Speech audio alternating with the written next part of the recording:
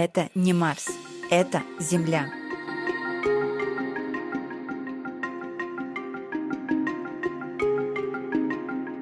И сегодня мы покажем вам одну из самых невероятных стран нашей планеты – Намибию. Страну, где находятся одни из самых высоких песчаных дюн в мире, где Атлантический океан встречается с бескрайней пустыней, а дикие животные свободно живут среди суровых африканских пейзажей. Здесь можно проехать сотни километров и не встретить ни одного человека, зато увидеть места, которые выглядят так, будто их создали для съемок фантастического фильма.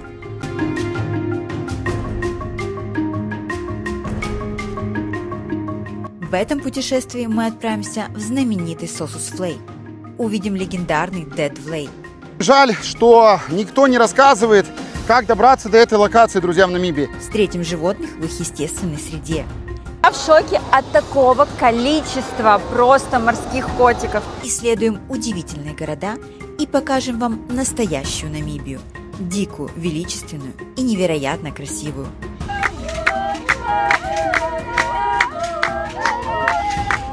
Приготовьтесь к путешествию в одну из самых недооцененных стран мира. Добро пожаловать в Намибию!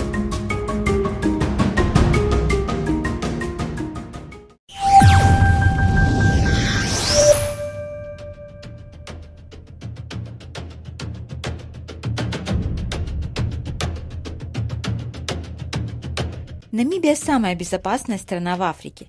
Находится в юго-западной части на побережье Атлантического океана. Имеет достаточно большую площадь. Для сравнения, это примерно как Украина и Польша вместе взятые.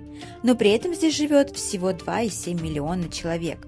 Это как население города Киева, что делает ее одной из самых малонаселенных стран в мире. Около 22% ее территории покрыты песками самой древней пустыни Намиб, которой более 8 миллионов лет. Это место, где природа оставила человеку только тонкие полоски жизни, возле рек, в горах и у моря. Намибия – страна молодая, ей чуть больше 30 лет, но ее история куда старше и сложнее. В конце 19 века сюда пришла Германская империя. Немцы строили железные дороги, церкви и оставили след, который до сих пор виден в архитектуре и языке. 31 год немецкой колонии не прошел даром. Сегодня в Намибии на немецком говорят не более 20-30 тысяч жителей, но немцы все равно оставили свой след. Вот эта лютеранская церковь, которую построили в начале 20 века, стала символом столицы Виндхук. В 1915 году Германию отсюда вытеснила Южная Африка, которая по сути была под контролем Великобритании, и началась новая глава, которая продлилась 75 лет контроля извне. Только в 1990 году Намибия стала свободной и выбрала свой путь. Если же говорить про язык, то английский тут является единственным официальным языком, хотя и встречаются до сих пор люди, которые общаются на немецком.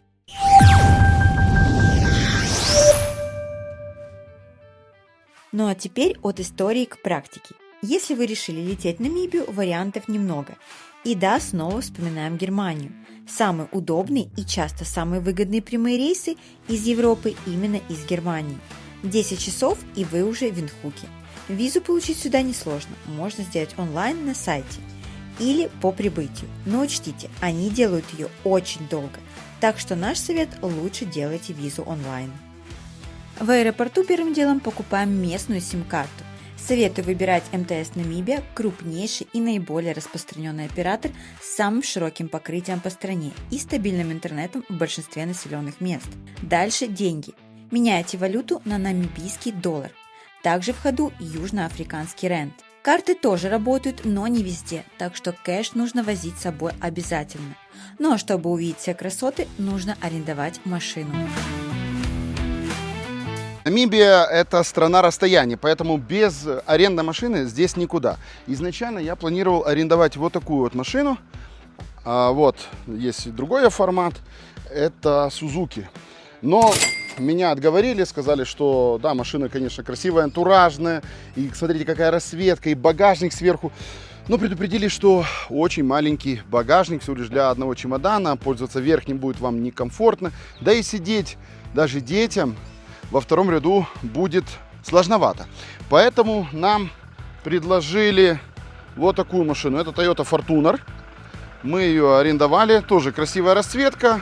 Конечно, не такая антуражная, но 4×4, удобная для поездки по пустыне. Обязательно также убедитесь, что у вас есть запаска колеса, домкрат и инструменты. Про наше пробитое колесо я расскажу чуть позже. А пока, друзья, помним про расстояние в Намибии и про плотность населения. Люди тут встречаются в среднем 2 человека на 1 квадратный километр, а заправки и то реже. Тут считается абсолютно нормальным одна заправка на 200, а то и 400 километров, так что в ближайших городах обязательно нужно заправляться.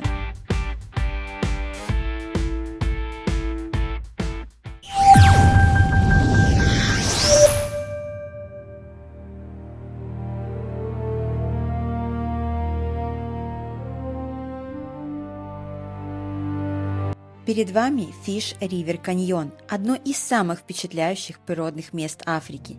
Это крупнейший каньон на континенте и одна из главных достопримечательностей Намибии. Многие сравнивают его с Гранд Каньон, хотя атмосфера здесь совершенно иная, гораздо более дикая, безлюдная и суровая. Когда стоишь на краю, кажется, будто земля просто разверзлась под ногами. Особенно впечатляют огромные изгибы русла реки, которые видны далеко внизу. Несмотря на огромные размеры, это место гораздо менее туристическое, чем Гранд Каньон США. Растительность тоже необычная. Встречаются знаменитые колчаные деревья Quiver Tree, прекрасно приспособленные к жаркому климату. Поэтому после каньона мы решили остановиться в Китмансхупе, рядом с лесом колчаных деревьев. Несмотря на название, это не лес в привычном понимании, а естественная роща из примерно 250 древних колчаных деревьев, многим из которых уже 200-300 лет. В 1995 году территория получила статус национального памятника Намибии. Так почему же они называются Quiver Tree? Колчан для стрел по-английски quiver. Коренной народ Сан издавна использовал толстые полые ветви этих растений для изготовления колчанов. Внутреннюю мякоть удаляли, а прочная оболочка отлично подходила для хранения стрел. Именно отсюда и появилось название.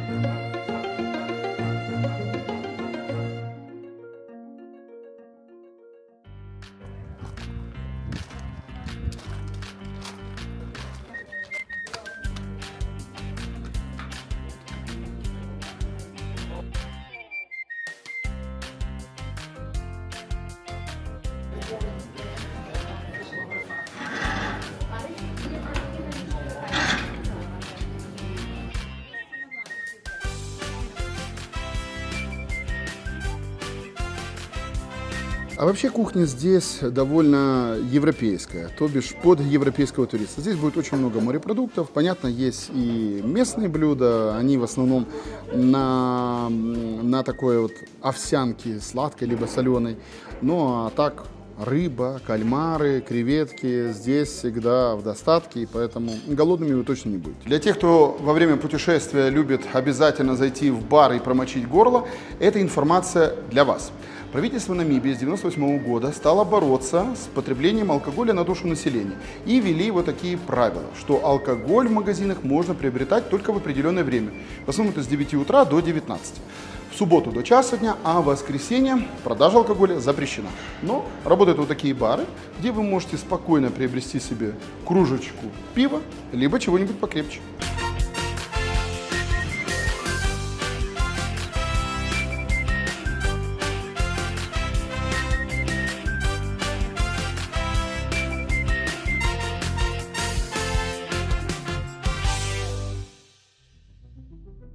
Позавтракав, мы поехали туда, где песок победил цивилизацию всего за несколько десятилетий. Добро пожаловать в город, который съела пустыня. Это Калманскоп, одна из самых странных и красивых призрачных точек на Земле.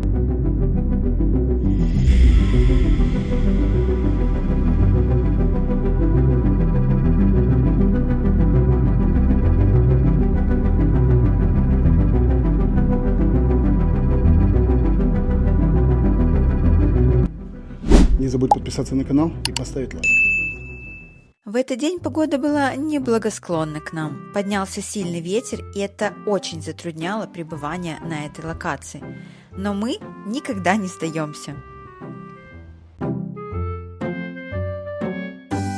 Природа как будто сопротивляется, чтобы мы даже посмотрели этот город. Не то, что тут жить. О, боже, полный рот песка. Рум-тур нашего номера на сегодня. Идемте покажу. Давайте. Значит, это большая гостиная. Тут, правда, нет мебели, но ничего, это не страшно. Туалет. Посмотрите, какая дорожка из песка. Просто Шикарно. мечта любого дизайнера. Так, что здесь? Здесь, наверное, была чья-то спальня. Хотя нет, тут умывальник. Может, кухня.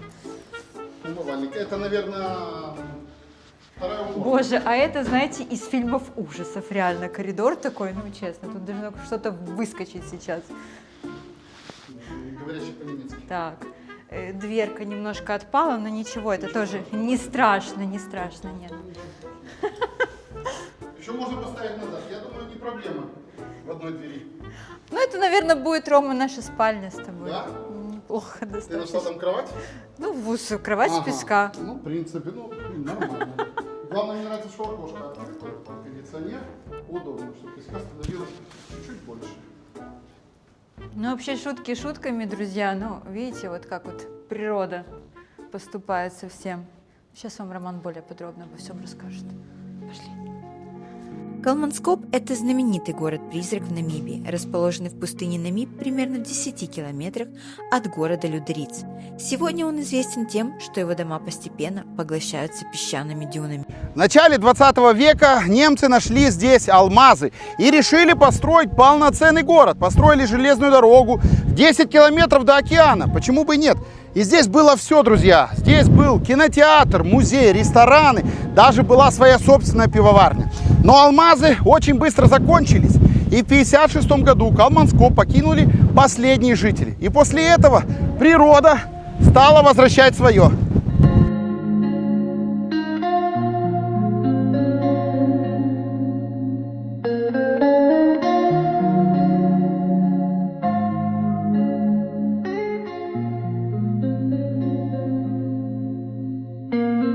Сегодня Калманскоп является популярной туристической достопримечательностью. Туристы приезжают сюда, чтобы увидеть необычные дома, наполовину заполненные песком, и сделать впечатляющие фотографии. Город считается одним из самых известных городов-призраков в мире.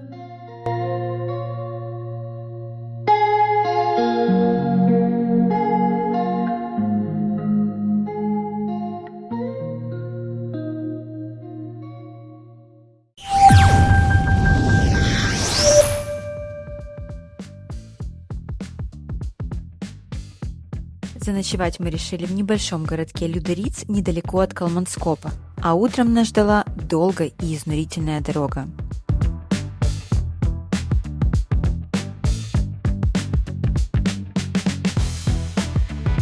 Очень популярное размещение в Намибии – это гестхаусы. Их здесь по стране достаточно, в принципе, в каждом крупном городе они будут. Цены не самые дешевые. Номер большой, семейный, будет начинаться минимум от 120 евро в сутки. Проходите в наш гестхаус. Дети захватили себе арену, уже играются. И вы только посмотрите на этот вид. Посмотрите. Какая красота. А я не посмотрел, где мы будем спать. О, смотрите, какая классная кровать. Как они ее сюда подняли. О. Так. Здесь у нас душевая. Ну, этот гестхаус действительно заслуживает на отдельный обзор. Так, это у нас уборная, еще с одним умывальником. И Мирочка не терпит показать, где она будет спать, да? Класс. Мне не страшно. Я тут, а потому что это не тут. Да, ну так. И тут есть... Есть окно.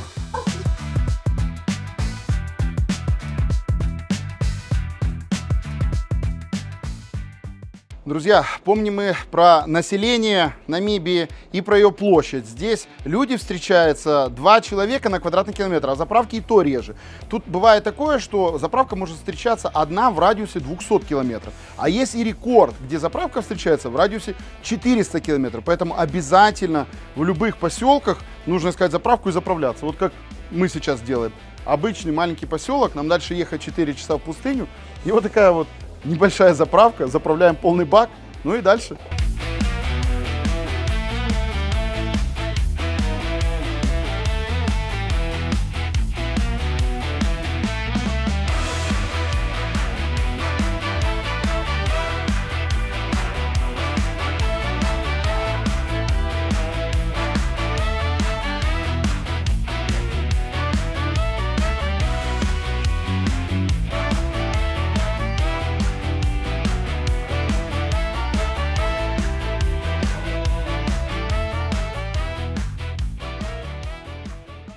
После долгой и изнурительной дороги мы наконец-то заселились в отель Sossusvlei Lodge. Это один из самых популярных отелей в пустыне в Намибии. Одно из главных его преимуществ – то, что утром можно попасть к знаменитым дюнам одними из первых и встретить рассвет Sossusvlei и Deadvlei до появления больших туристических групп. В лодже есть 44 просторных номера. Также на территории расположены открытый бассейн, ресторан, бар и пивной сад.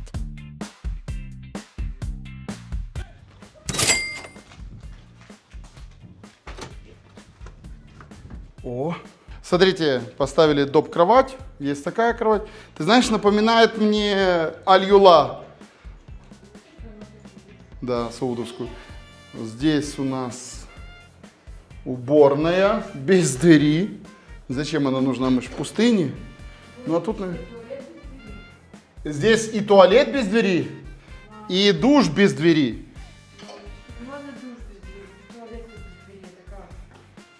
Ну, придется включать кому-то громко музыку.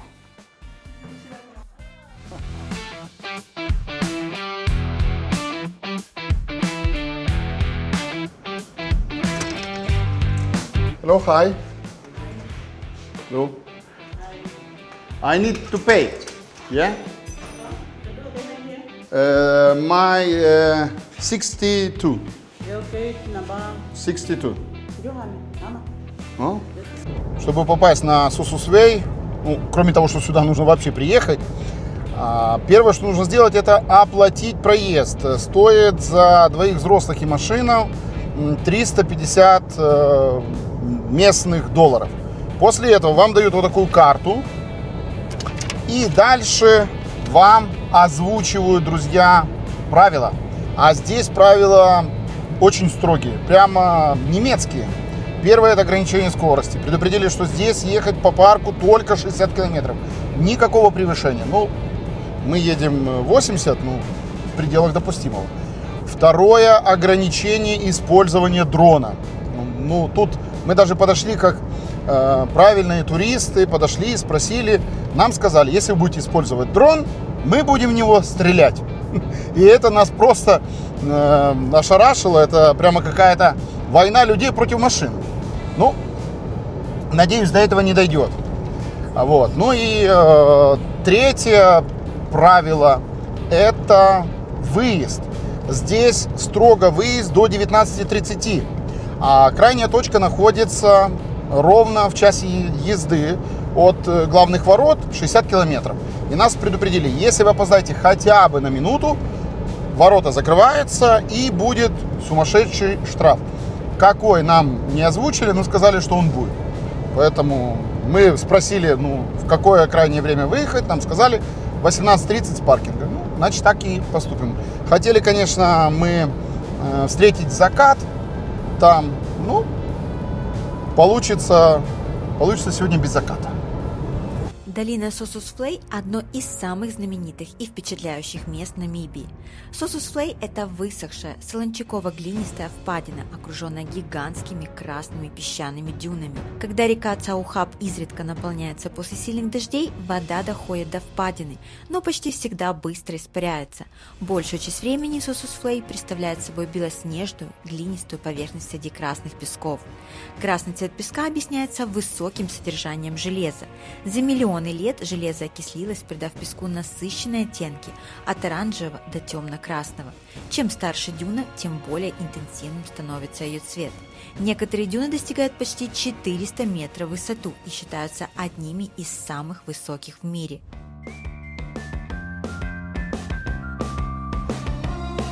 Пейзажи вокруг, конечно, завораживали. Казалось, что мы попали на другую планету. Но мы даже представить не могли, насколько непростым окажется путь к Dead Valley. Спойлер, приключений хватило с лихвой. Наша машина успела заглохнуть. Моя одежда оказалась совершенно неподходящей для такого маршрута. А еще никто почему-то не предупредил, что дорога пешком до Dead Valley – то еще испытание. В какой-то момент мне казалось, что силы просто закончатся раньше, чем мы доберемся до места. Но давайте обо всем по порядку. Здесь ровная поверхность, я просто решил остановиться, потому что, ну, хоть дыхание как-то перевести, но я не знаю, как ехать дальше, посмотри. Так, значит, мы прибыли на паркинг специально для машин с полным приводом, и теперь осталось разобраться вот в этой карте. Ну, смотри, получается, нам, видишь, Надь, вон, нам нужно Dead Valley или Sossus Valley, вот я не помню, что из этого. Либо Dead Valley, либо Sossus Valley, но написано, что отсюда километр в одну сторону или километр в другую сторону. Да. Мы, короче, здесь одни, еле доехали. Ты как? Как? Ну, а выбора нету. Что-то на такое не рассчитывал. Дальше на машине нельзя. Наша машинка доехала, но это было очень сложно. Здесь глубокие пески. И никого. Просто никого. Так, мы разобрались, где находится эта интересная локация деревьев. Во-первых, как она правильно называется, потому что в Гугле ее называли то Sossus Valley, то Dead Valley. Так вот, она называется Dead Valley. Вот, но это мы узнали уже после того, как поехали сначала не на правильную локацию. Сейчас быстро пытаемся дойти до нужной локации. Здесь пока хорошо, а дальше прямо глубокие пески. Идем мы пешком, идти в одну сторону километр, и мы спешим, потому что через 2 часа закрываются ворота, а нам нужно еще вернуться, и вернуться не просто, а еще выехать с этих зыбучих песков, потому что тут сложно ехать на самом деле, поэтому немного присутствует даже переживание. Страшно становится.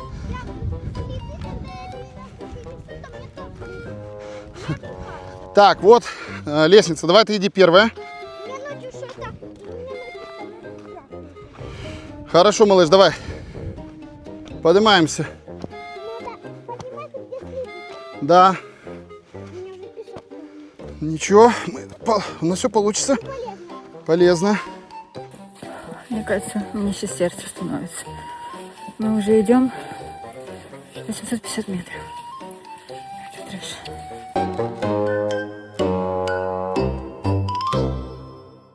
Очень жаль, что никто не рассказывает, как добраться до этой локации, друзья, в Намибии.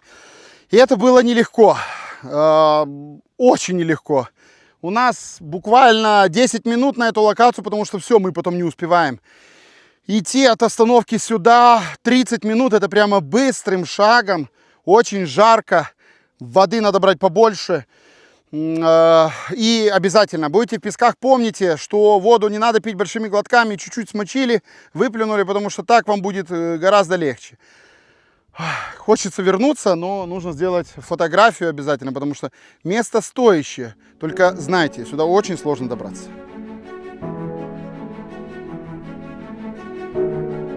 Dead Valley – одно из самых необычных и фотогеничных мест не только Намибии, но и всего мира. Здесь природа создала пейзаж, который кажется почти нереальным.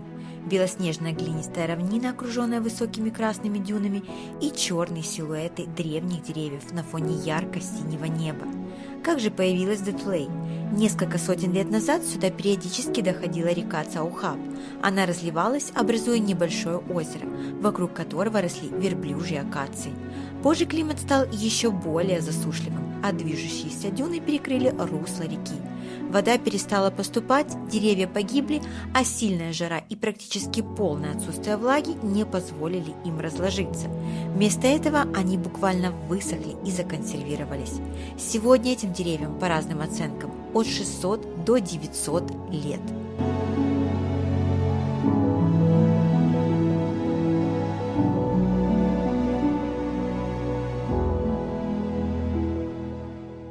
Ну что, как тебе эта локация? Без комментариев. Без комментариев. Честно, это действительно красиво. Да, это действительно, ну прям интересно. Особенно, когда ты читаешь про эти деревья. Но, друзья, почему никто не говорит, что это, мать вашу, сложно? Это тяжело. Детей туда лучше не брать. Честно. А когда поднимаешься, да, последнюю вот эту вот вершину, кажется, что это мираж в конце. Вообще, да. Ну, просто убитые, уставшие. У нас сейчас на часах 19:10, а в 19:30 закрываются ворота. И мы просто мчим, потому что у нас, оказывается, еще и машина поломалась. Потом мы, когда переключили вот эти вот полный привод, никак не могли здесь переключить назад. Поломалась ручка. И просто повезло вот в последнюю секунду. Думали, что уже катить будем эту машину. Но мы очень уставшие.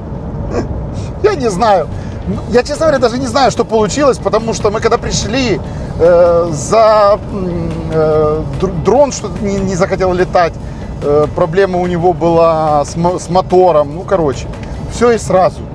И усталость, и вообще, и время понимаем, что поджимает. Поэтому идеально приезжать сюда, ну, хотя бы за часа 4 до закрытия.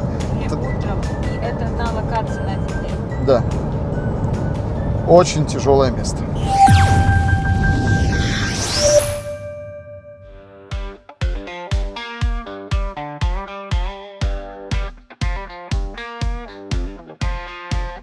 После того, как наша машина сломалась прямо посреди песков, а точнее перестал работать переключатель полного привода, мы были уверены, что самое сложное уже позади. Но дорога к следующему чуду Намибии приготовила для нас новое испытание. У нас внезапно пробило колесо. Вокруг бескрайняя пустыня, никакой связи, ни души. К счастью, у нас была запаска. И именно в этот момент мы в очередной раз убедились, насколько добрыми могут быть люди. Почти каждая проезжающая мимо машина останавливалась, чтобы предложить помощь. А одна компания путешественников даже не приняла наш вежливый отказ и настояла на том, чтобы помочь. Огромное им спасибо. Такие встречи делают путешествия по-настоящему особенными. Наши ребята канадцы уехали. Колесо поменяли. А старая, честно, была бы моя машина, я бы Выкинул, да? выкинул его, посмотри. Уходи с баста, послышишь, колесо. Ужас. Просто вся резина.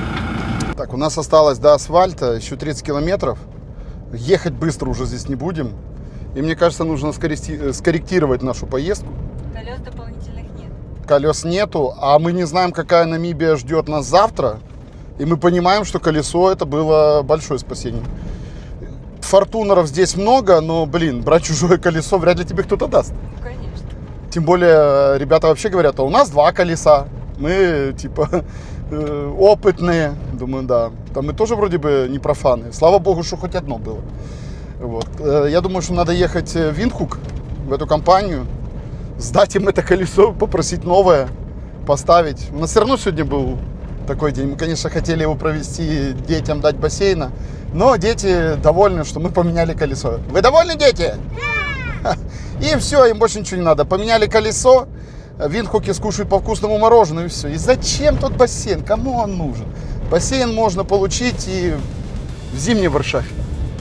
Продолжать путь по Намибии без запасного колеса было слишком рискованно, поэтому мы отправились в ближайшую деревню. Так, заехали в ближайший поселок. Я так понял, у них это частая проблема, потому что гравийные дороги встречаются чаще, чем асфальтированные.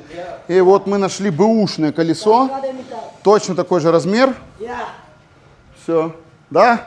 Thank you, guys. Thank you. Будет у нас запаска. Будем надеяться, что мы не будем пользоваться ей, но нам надо ехать дальше. Друзья, вот так в Намибии проверяют, не пробито ли это колесо. Просто заливают себе водой и смотрят. Если пузырьки не выходят, значит все в порядке. Thank you, sir. Thank you. Thank you to you. Thank you. Drive safe. Thanks. Кофеечек. Так, ну все, мы рассчитались. Это что? Заигрывал африканец. Заигрывал? Да, просто очень красиво. Ну, слава богу. Отлично. А мы пока колесо поменяли, если что. Мы заплатили 500 местных долларов. Это 25 евро. 25 евро мы заплатили за бэушное колесо. Оно было с одной дыркой, которую сразу же здесь сделали. Мы его поставили вот сюда под низ. Проверили, проконтролировали давление во всех колесах, спустили его еще на 0,2 атмосферы, чтобы было легче и точно не было перекачано.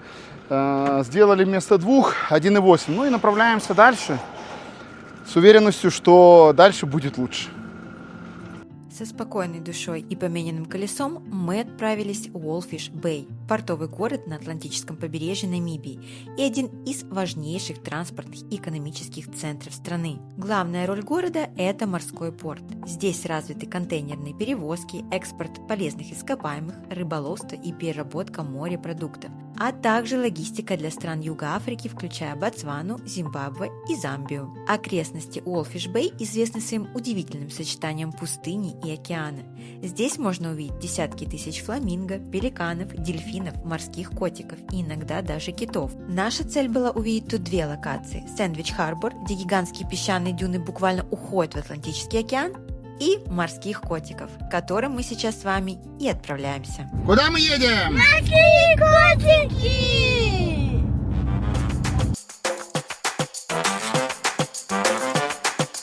Добро пожаловать в один из самых известных природных заповедников Намибии. Жутко воняет. Это очень мило, но лучше не дышать. Заповедник известен огромной колонией капских морских котиков. В период размножения с ноября по декабрь здесь собирается до 210 тысяч животных, что делает это место одной из крупнейших колоний этого вида в мире. На смотровых настилах можно наблюдать взрослых самцов, охраняющих свои участки, самок с детенышами,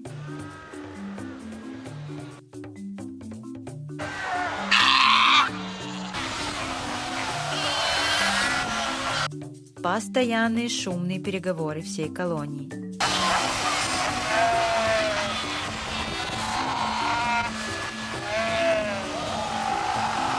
Шакалов, которые иногда охотятся на ослабленных детенышей. Намибия занимает первое место в мире по количеству гепардов и морских котиков. А все потому, что Намибия первая страна Африки, которая внесла защиту животных в свою конституцию. И поэтому здесь с каждым годом их становится все больше и больше. И многие другие стремятся именно в Намибию. Так что, друзья, если хотите увидеть этих вонючих красавцев, вам обязательно сюда. Лучшее время для посещения – ноябрь-декабрь, когда рождаются детеныши и колония наиболее многочисленна. Однако котиков можно увидеть круглый год.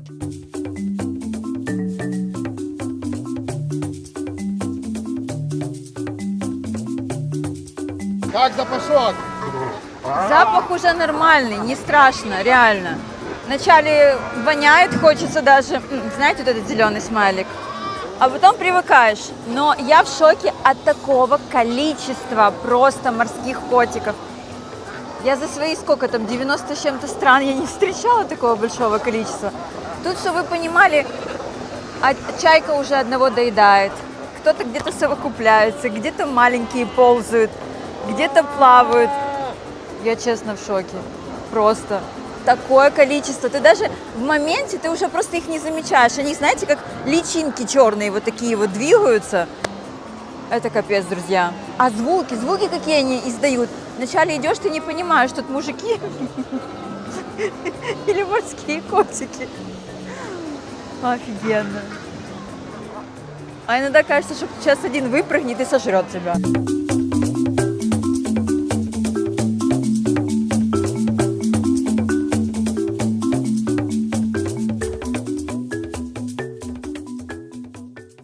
пути назад мы захватили еще одно место – берег скелетов, один из самых суровых и загадочных участков побережья в мире.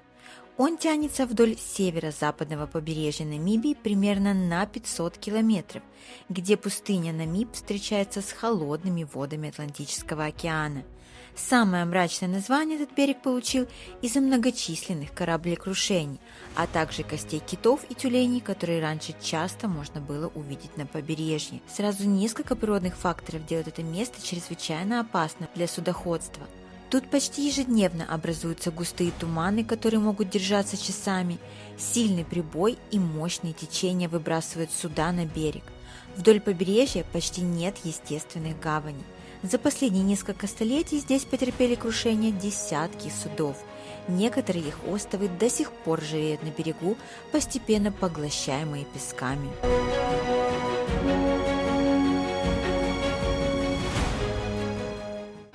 Вот такие кристаллы продают в Намибии. И здесь магазин без продавца. Просто написали цены. Вон, пожалуйста, что у нас тут написано? 300 намибийских долларов. Вот так себе. Если понравилось, выбирай. И, я так понимаю, вот сюда можно складывать денежки. Ну, либо различные вот эти камни. Слушайте, ну интересный, конечно. Ну, понятное дело, что не драгоценные, но зато красивые. Вот такая красота. И магазин без продавца. На полном доверии. Это вам Африка.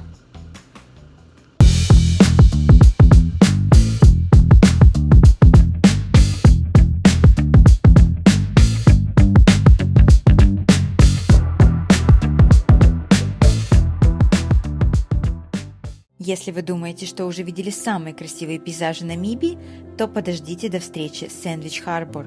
Это одно из немногих мест на планете, где гигантские песчаные дюны пустыни Намиб буквально падают прямо в Атлантический океан. Находится это место примерно в 50 километров к югу от города Свакопмунд. Но добраться сюда самостоятельно практически невозможно. И дело даже не в расстоянии, а в дороге, вернее в ее полном отсутствии. Здесь нет асфальта, нет указателей и нет привычных маршрутов. Только бескрайние пески, океан и опыт водителей, которые знают эти дюны как собственный двор. Перед выездом водители обязательно спускают давление в шинах. Это позволяет автомобилю буквально плыть по песку, не проваливаясь в него. Без этого простого действия машина может застрять уже через несколько минут. Именно поэтому большинство туристов приезжают сюда с местными гидами. Уверен, что самостоятельно мы бы сюда не добрались, поэтому обязательно лучше брать местных гидов, вот как наш парень, потому что они уже знают, что, как и куда ехать. Ну а здесь наверху, просто на вершине, ты понимаешь, какая красота. Какая красота, это Намибия!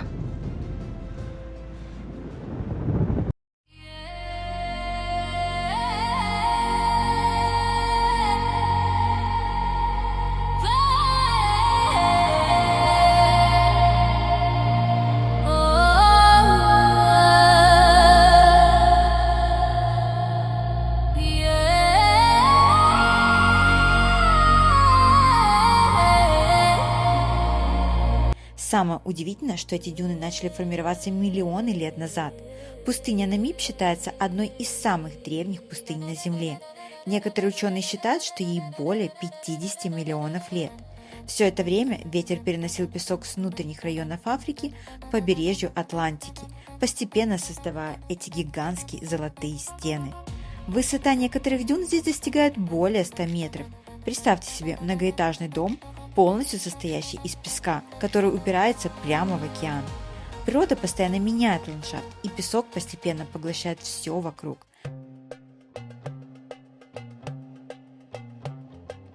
Некоторые маршруты проходят буквально между океаном и дюнами. Во время прилива вода подступает настолько близко, что проехать становится невозможно. Поэтому водители внимательно следят за расписанием приливов и отливов. Ошибка во времени может стоить нескольких часов ожидания или даже жизни. Именно здесь особенно понимаешь, насколько сильна природа. С одной стороны самый древний пустынный ландшафт планеты, с другой холодный и суровый Атлантический океан. И между ними всего несколько метров. Сэндвич-Харбор – это не просто экскурсия. Это место, где кажется, будто ты оказался на другой планете. И именно ради таких моментов люди прилетают в Намибию со всего мира.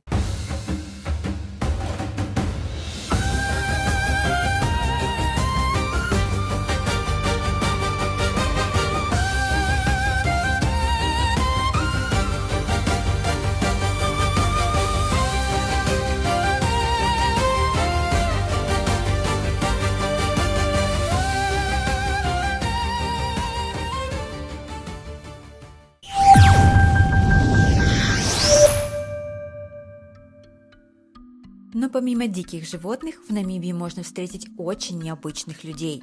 Людей, которые живут без городов, без технологий и без спешки. И сегодня мы расскажем вам про два совершенно разных племени. Перед вами одно из самых необычных племен Африки – химба. Химба – полукочевые скотоводы. Их главное богатство – крупный рогатый скот. Также они разводят коз и овец, а выращивают в основном просы и кукурузу, если позволяют дожди. Из-за засушливого климата семьи периодически перемещаются в поисках пастбищ и воды. Самая узнаваемая особенность женщин химба – это красноватый оттенок кожи и волос. Они покрывают тело смесью оджизы, которая состоит из красной охры, сливочного жира и иногда ароматических смол местных растений. Эта смесь защищает кожу от палящего солнца, уменьшает воздействие насекомых, помогает сохранять кожу чистой при дефиците воды и считается символом красоты и жизненной силы. Из-за нехватки воды женщины редко используют ее для мытья тела. Вместо этого они принимают дымовые ванны, сидят над тлеющими углями с ароматическими травами, очищая и ароматизируя кожу, после чего снова наносят слой отчизы. Это обусловлено прежде всего условиями жизни в пустынном климате, а не запретом на использование воды. Общество химба основано на больших семейных общинах. В центре поселения находится священный огонь, который символизирует связь живых с предками. Через него, согласно традиции, обращаются к духам предков и проводят важные обряды. Прически и украшения отражают возраст, семейное положение и социальный статус. Например, по форме кос можно определить, замужем женщина или нет.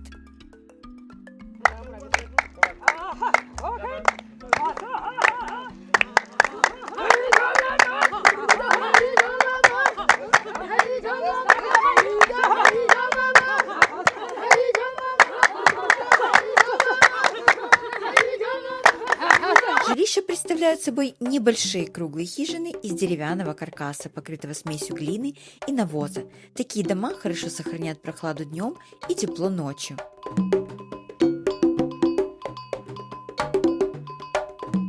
Хотя многие химба сохраняют традиционный уклад, они не изолированы от современного мира. Некоторые отправляют детей в школы, пользуются мобильными телефонами, продают изделия ремесла туристам и работают в ближайших городах. При этом многие семьи продолжают вести традиционное скотоводческое хозяйство и стараются сохранять свои обычаи.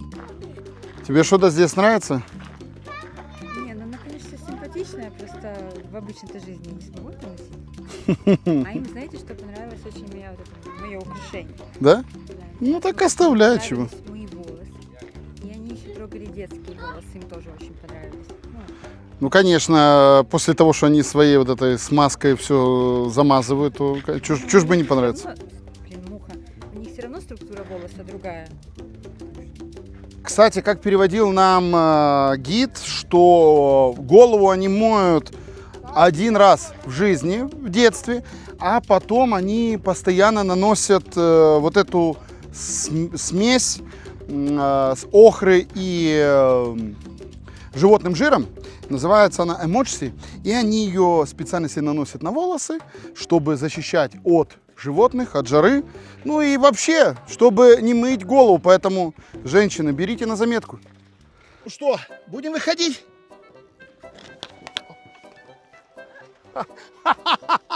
Тут, знаешь, главное, когда лежишь в кровати, здесь кушать нельзя, потому что потом не вылезешь.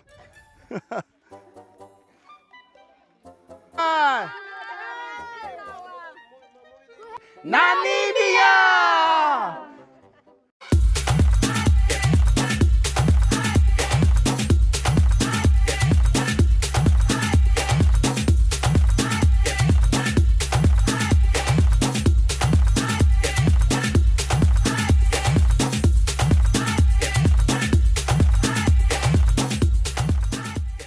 Ну а теперь другой мир. От скотоводов мы отправляемся к собирателям. Перед вами бушмены, один из самых древних народов на Земле. В начале 90-х я вместе со своим отцом посмотрели фильм, который назывался «Боги сошли с ума». И в этом фильме было племя, которое общалось на необычном щелкающем языке. Вот тогда впервые я узнал о бушменах. И всегда мечтал увидеть, как же они действительно живут в своих бушменских деревнях. Эти племена живут в пустыне Калахари, название которой с языка цвана переводится как «безводное место». Она находится сразу в 3 странах – Намибии, Ботсване и ЮАР. И именно здесь живет народ, который мы знаем как бушмены. Сами они называют себя сан, что в переводе означает «просто люди». В отличие от племени Химба, которые живут скотоводством, бушмены живут более древней жизнью. Они живут собирательством и охотой. То есть это, наверное, первый этап жизни человечества, то, с чего начиналось. И настоящие бушмены стараются не пользоваться благами цивилизации. Но бушмены, которые нам попались по пути, это уже городские бушмены. Это бушмены, которые здесь для того, чтобы развлекать туристов, показывать их язык щелкающий, показывать их быт, но все-таки уже это те бушмены, которые пользуются благами цивилизации. Ну, во-первых, начнем с того, что они уже ходят в школу, обучаются, хотя настоящие бушмены, они так и живут племенами, но они находятся глубоко в пустыне Калахари.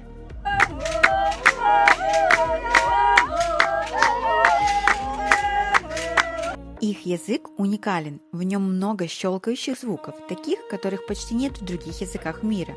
У них никогда не было письменности, поэтому все знания, традиции и история передается устно, от поколения к поколению. Овоко. Коко. Коко. Давай, zum da just stand away. Да. Zum da давай. Хайзата. Дейта. Цудико. Хияко. Кэнста катупо. Како катонгоре. Како шукампу. Кангорес. Икайто шутки. Хаянако. Цудинга. Бушмены до сих пор помогают охранять природу. В северо-восточной Намибии существуют общинные природоохранные территории, где представители сан работают проводниками, следопытами и участвуют в сохранении дикой природы. Их навыки чтения следов считаются одними из лучших в мире. Бай!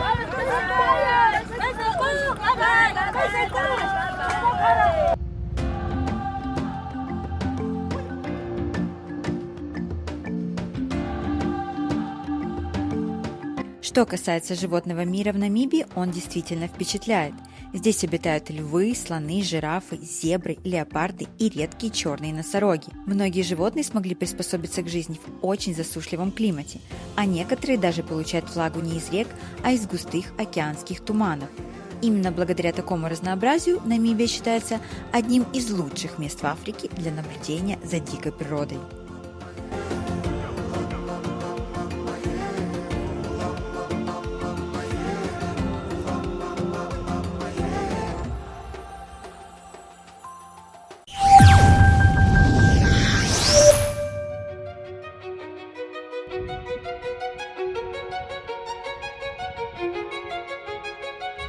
Намибия – это страна, которая не поражает шумом больших городов, а покоряет своей тишиной, бескрайними просторами и удивительной природой. Здесь древнейшая пустыня встречается с океаном, а дикие животные живут в условиях, которые кажутся почти невозможными для жизни. Это путешествие оставляет не только красивые фотографии, но и чувство настоящей свободы. Намибия напоминает, насколько удивительной и разнообразной может быть наша планета. Спасибо, что были с нами в этом путешествии. Если вам понравился выпуск, поддержите его лайком, подпишитесь на канал и обязательно поделитесь в комментариях, какое место в Намибии впечатлило вас больше всего. До встречи, друзья, в новых путешествиях. Путешествуйте, наш мир невероятен.